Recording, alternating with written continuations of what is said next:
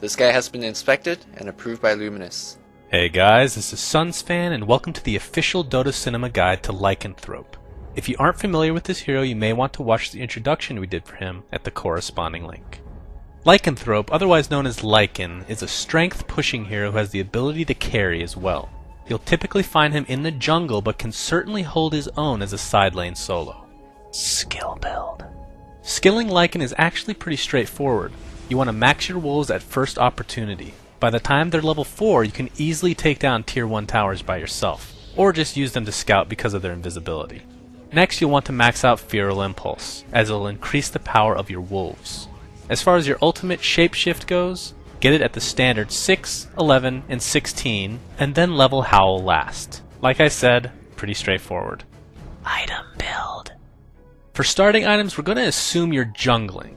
Go ahead and purchase a full ring of Basilius, and use your remaining gold on Tangos. The Basilius will not only give you some much needed mana regeneration, but will also provide 2 armor for you and your wolves. For boots, it's quite simple. Treads are the best choice.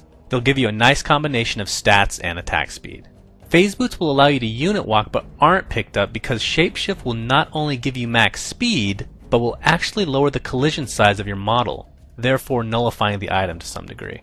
If you're in the late game and have a surplus of gold, then the best possible thing you can pick up is Boots of Travel, which will make you a pushing machine. In the early game, you're going to want to upgrade your Ring of Basilius into a Vlad's.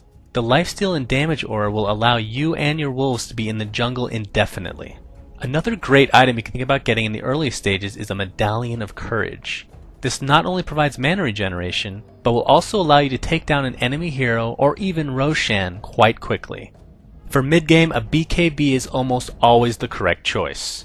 Although you can't be slowed in your wolf form, stuns will be the bane of your existence. If pushing's on your mind, then getting a Necronomicon is extremely powerful. Because remember, when you activate your ultimate, all minions under your control will be given max speed. Just imagine the possibilities with such a powerful item at your fingertips. For late game luxury items, pubs like to build Desolator or a Basher. In professional games, however, the items are almost always an Assault Cuirass for extra tankability and pushing potential, as well as a Heart, which will give you even more tankability and some damage to boot. Gameplay. In the early stages, you'll be in the jungle, so your goal is to farm your items as fast as humanly possible. A nice little trick is to spawn your wolves relatively soon after you originally spawn, in order to put 1 wolf at each rune spot. You could also use them to scout for a level 1 gank.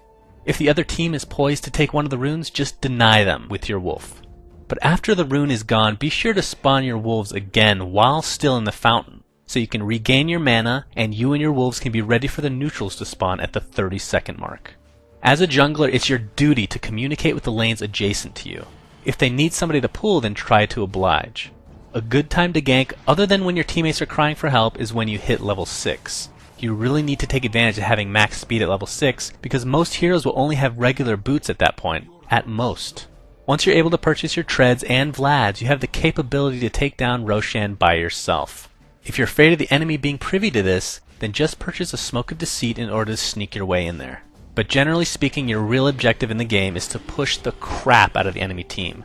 You're a good carry, sure, but the fact that you can take down towers so easily will add to your snowball potential. By pushing towers on a consistent basis, you're going to give you and your team a very nice gold advantage. So just be sure to keep the pressure on, and don't get into a farming game unless you're positive you can outcarry the enemy. If you happen to be on the other side of the map when a team fight occurs, then just pop your Howl to help your teammates deal as much damage as possible. In addition to this, just push the other lane. Level 4 wolves coupled with Howl will deal a disgusting amount of damage to towers. If you add a Necronomicon into the mix, Lycan is quite possibly the most devastating pusher in the game. If the opposing team isn't careful, you can take out a couple towers or even a barracks in no time. Just remember, it doesn't matter when you pop Howl, because while it's globally active, your wolves will still receive the buff even if you spawn them afterwards. And if you're kind of turned off on getting a Necro book because you hate microing units, just keep in mind that even if you're lazy and group all your units together, you're still going to deal a hell of a lot of damage. If you have the opportunity to use your wolves to scout before a team fight, then do it. If you can somehow screw up a very important Blink Dagger initiation with your wolves, it could lead to a very lopsided fight in your favor. And lastly, for actual team fights, it's really very simple. Just activate Howl along with your wolves, and then morph into a big badass wolf who has fire come off his back because he's freaking awesome, and right-click like there's no tomorrow. Having a BKB will allow you to do this with little resistance, but if you don't have one yet, then just try and keep your distance from any game-breaking stuns. Also remember that when you've used Shapeshift, you'll have 1800 night vision, which can be very helpful for chasing down enemies. Friends and foes. Friends of Lycan are heroes that will allow you to actually right-click, meaning those with good disables or slows. A few heroes that come to mind are Venomancer with his endless ability to slow, Shadow Shaman with his Hex and Shackle, as well as Crystal Maiden for her voluptuous rack. Heroes that Lycan can't stand to be in a game with are those that can disable him even when he has BKB activated. Void's Chronosphere is a great example of this, along with Enigma's Black Hole, and of course Beastmaster's Primal Roar. Thanks for watching, guys, and please remember to subscribe to our YouTube.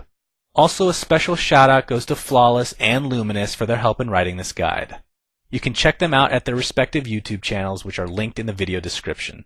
Also, be sure to check out our website at dotacinema.com. My name is Sunsfan, and I still love you.